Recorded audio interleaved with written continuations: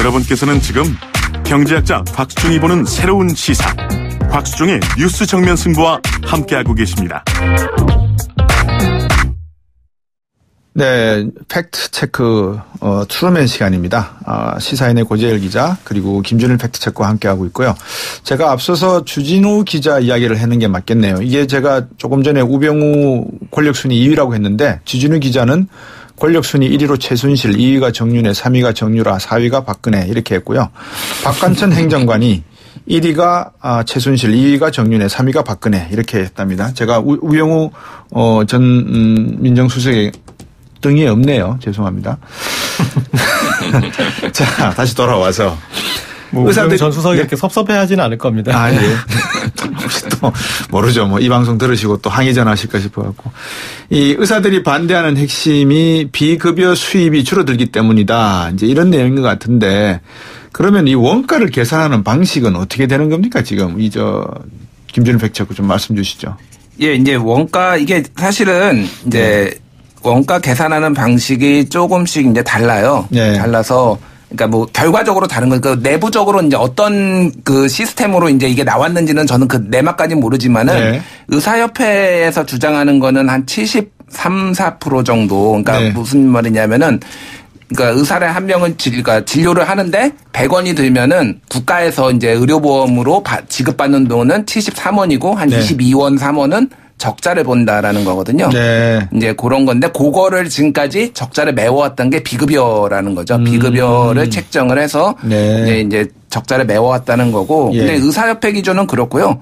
뭐 다른 뭐 보건사회연구원이나 이런 데는 뭐 85%에서 뭐 90%까지 이제 그 좀 편차가 큽니다. 근데 그러네요. 아무래도 의사협회는 계속 이제 자기네는 그렇겠죠. 못 번다라고 예, 이제 좀 그 부분을 강조하는 거고. 그렇겠죠. 다 바깥의 단체들은 이제 근데 이제 비급여를 그래서 이제 해왔는데 이제 원천적인 공포적 그러니까 비급여가 없어지면은 그럼 네. 이게 적자를 볼 수밖에 그러니까 어느 정도 그러니까 원가보다 미달하거나 좀 못 미치는 수준에서 지금 하고 있는 거는 대체적인 의견은 맞거든요. 네, 근데 네. 이제 국가에서 지금 한다라는 거는 나머지 부분도 그러면은 좀 합리적으로 다시 그 부분은 이제 계산을 하겠다라는 그런 건데 지금 아까 말씀드렸지만은 근본적으로 이제 본인들이 이렇게 그 컨트롤할 수 있는 부분이 네. 이제 국가가 가져가는 것에 대한 좀 불안감들이 굉장히 크다라고 보여집니다. 예. 이 비급여로 보전했다는 얘기가 의사 입장에서는 보전인데 예.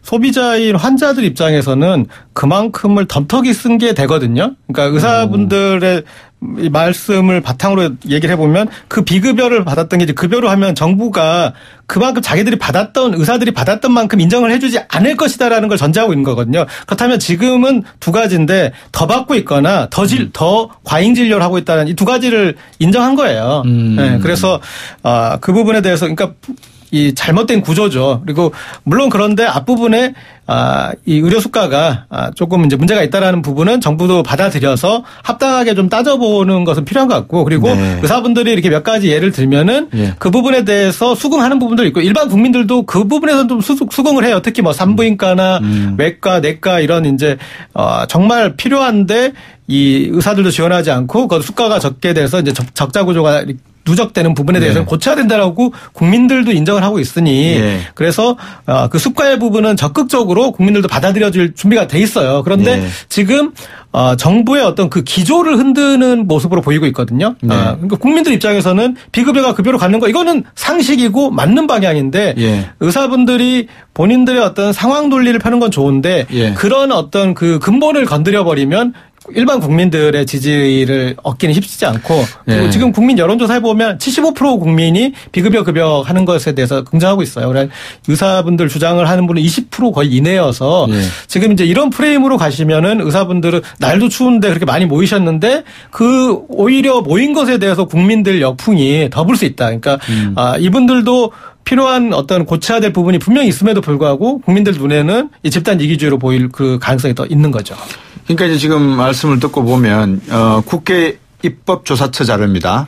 2009년부터 2014년 비급여 의료비 연평균 증가율이 9.4%보다 급저 9.4%로 급여 증가율 6.4%보다 약 3%포인트 높게 나와 있습니다. 그 말은 뭐냐면 전체 의료비 가운데서 그 비급여 그러니까 의료보험으로 커버가 되지 않는 비급여가 증가한 게 3% 더 많이 증가했다는 겁니다. 그러니까 이제 요 내용은 뭐냐면 방금 고재열 기자가 말씀하신 대로 과잉 진료, 할 진료를 받을 필요가 없는데 일부러 병원은 더 오라 해서 더 받게 해가지고 더 받아낸 건강의료보험 쪽으로 더 받아낸 부분이 있다라는 걸로 해석이 될 수 있다는 내용이고요. 또 하나가 전체 의료비에서 비급여가 차지하는 비중. 이게 2009년도에서는 28.7%에 불과했는데 약 15조 8천억입니다.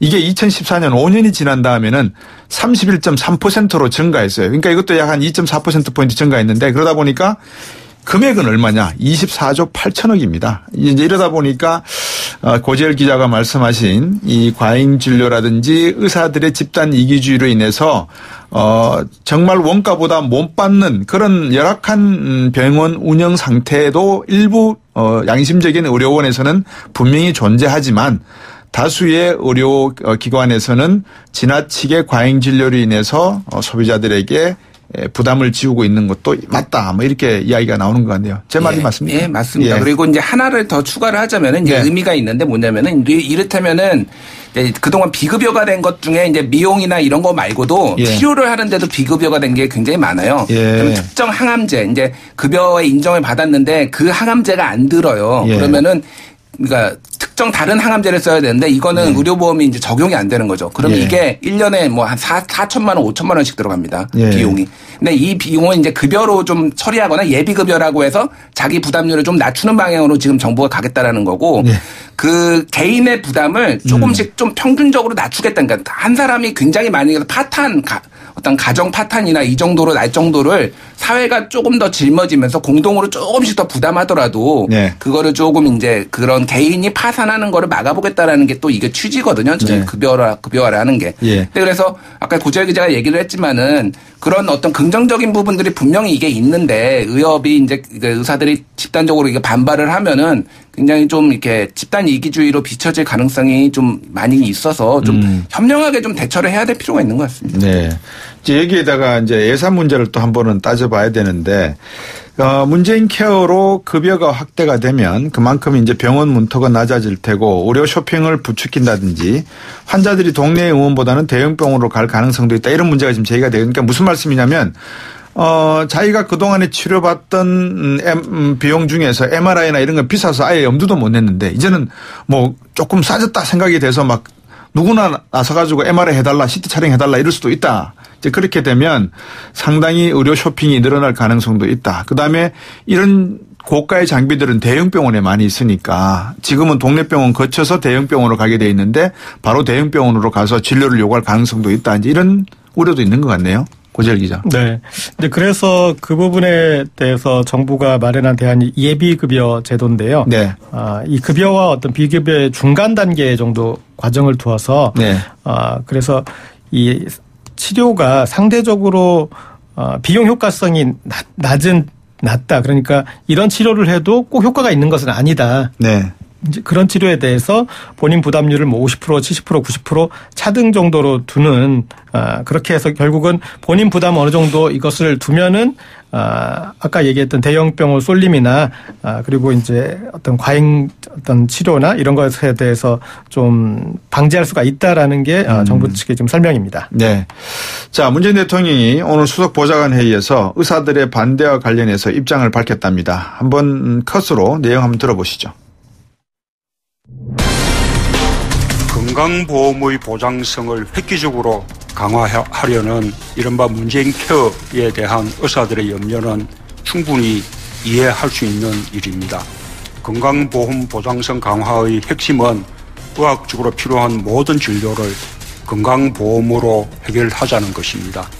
그러나 이는 의사들의 입장에서는 건강보험의 수가로 병원을 운영해야 한다는 뜻이므로 건강보험 보장성을 강화하면서 의료 수가 체계도 합리적으로 개선하겠다는 것이 정부의 방침입니다. 의료 수가 체계의 개선을 전제로 한 건강보험 보장성 강화는 의료계가 앞장서서 주장해왔던 내용입니다.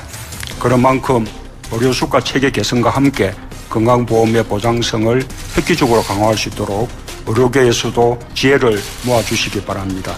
정부도 의료 수가 체계 개선에 관한 의료의 목소리에 충분히 기회를 줄 것입니다. 예, 여러 가지 관점이 존재한다는 건 사회가 건강하다는 겁니다. 그래서 의료 수가 문제에 대한 의료계의 고민, 그리고 정부의 고민, 그리고 그것을 서비스를 이용하고 있는 많은 환자들과 가족들의 고민, 이 모든 것이 투명하고 일관되게 논의의 장으로 나와서 논의가 되고 하는 것은 건강한 것이죠. 조금 전에 고재열 기자가 언급한 문재인 케어 관련 여론조사, 문재인 케어 찬성 74.1% 이런 여론조사 결과인데요. 이 내용은 지난 9월 8일과 9일 양일간 한국사회여론연구소 자체 여론조사 결과입니다.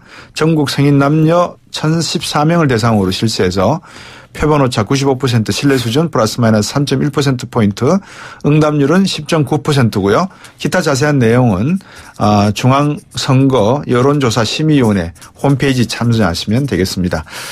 계속해서 말씀을 이어가도록 하겠습니다. 자, 문재인 대통령이 이제 의료수가 체제 개선과 함께 건강의료 보장성 획기적으로 강화할 수 있도록 의료계에서도 지혜를 모아달라고 했는데 좀 지혜를 미리 모으시고 이런 내용을 대선 공약 때 내놓으셨지 않았겠어요? 나름대로?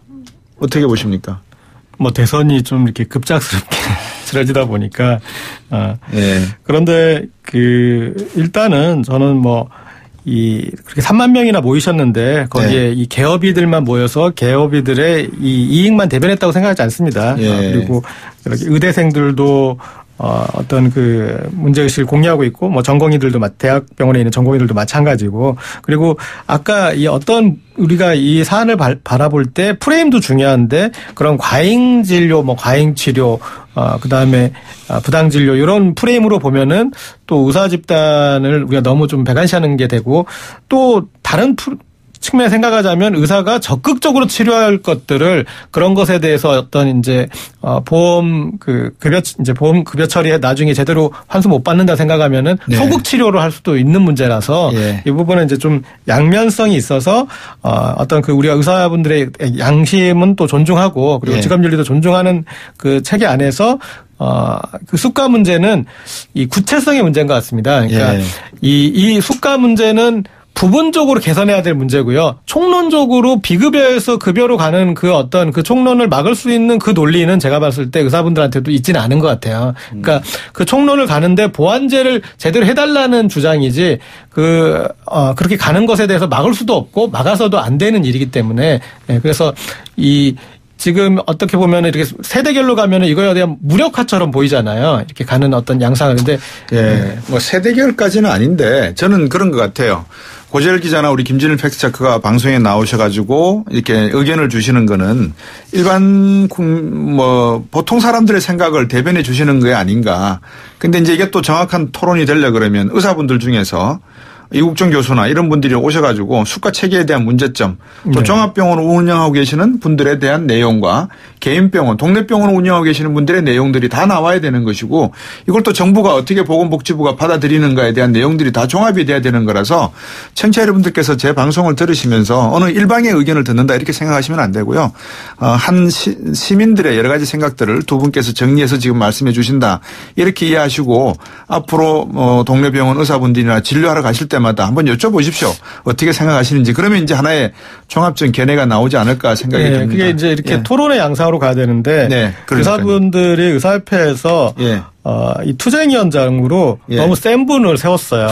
그래가지고 이분이 이제 태극 집회도 나오고 대통령 고발하고 또 이제 그런 분이시다 보니까 이분은 이제 이게 어떻게 보면 전문적인 전문가들의 토론이 돼야 되는 주제인데 너무 이제 이분은 반정부 수쟁을 이렇게 주로 하신 분이거든요. 그래서 자유개척 청년당이라고 하는 이제 극우 보수단체를 조직하고 운영하는 분이고, 그리고 이제 일반 국민들 의식하고 많이 다른 주장들을 많이 하셨어요.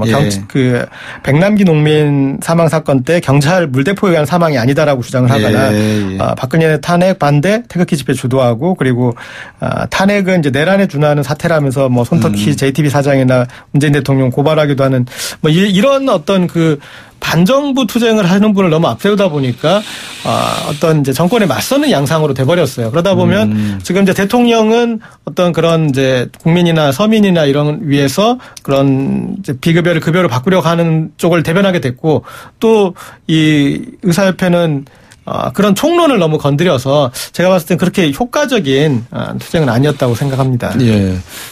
예, 일단, 뭐, 잘 얘기를 해주셨는데, 지금 프레임을 굉장히 그러니까 전략을 의사협회가 너무 잘못한 건 제가 뭐, 순수를 두는 건 아닌데, 지금 이런 식으로 가면은 굉장히 좀 이렇게 개혁에 반대하는 이런 지금 몰릴 것 같고요.